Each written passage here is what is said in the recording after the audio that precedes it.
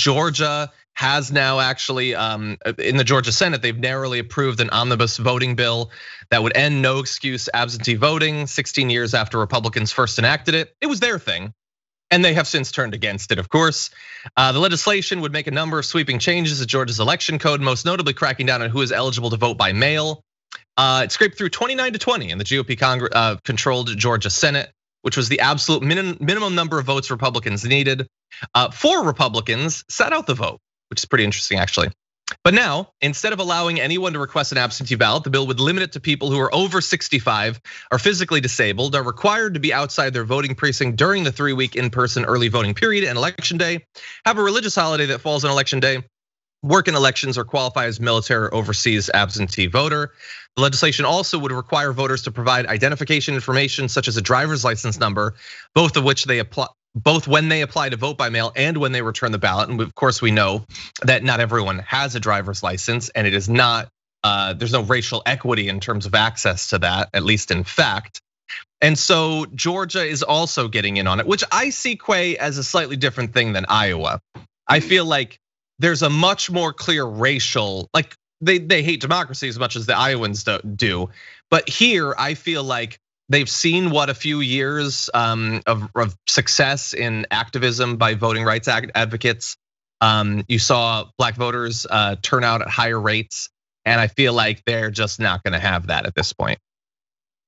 Yeah, I think so. I mean, it's almost like this kind of last gasp, right? This sort of, we need to do everything that we can because we know that we're losing voters. We know that, most of the country is against us. Most of the country is more progressive or liberal than our platform tends to be. So, the only way to win is to stop people from voting. And I don't know. I mean, it's, if anything's un-American, it's the type of thing, again, I think if the tables were turned, if the Democrats were doing this, the Republicans would be so good at campaigning against it. They'd have a name, the anti-American party. Like they would have all this stuff that they could say, all these talking points, all these buzzwords.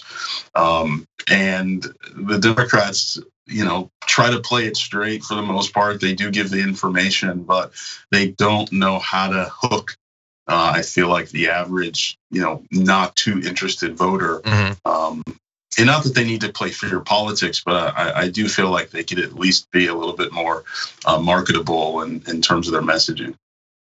Yeah, I think you're right.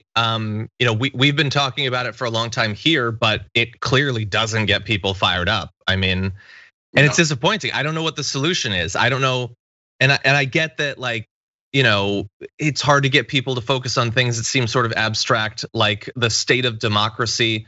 But I would argue that the state of our democracy is what determines the things that are very much not abstract, like the minimum wage, like student loan debt, like access to healthcare and things like that. And so, and as always, the unfortunate thing is that we are fighting on an unequal playing field. The Republicans can just distract their voters with Dr. Seuss and stuff, because at the end of the day, they don't need to accomplish anything. They don't have many actual goals but obstruction.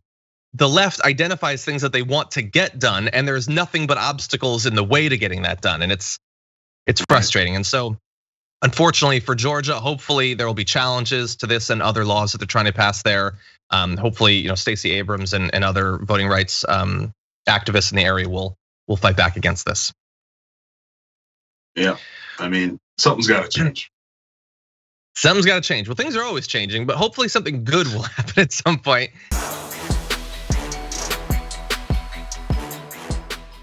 For more political news breakdowns, interviews, stories of activism, and me trying my hardest to care about the occasional big celebrity news story, subscribe to our YouTube channel at youtube.com/thedamagereport. And you can ring the bell wherever it is so you don't miss anything.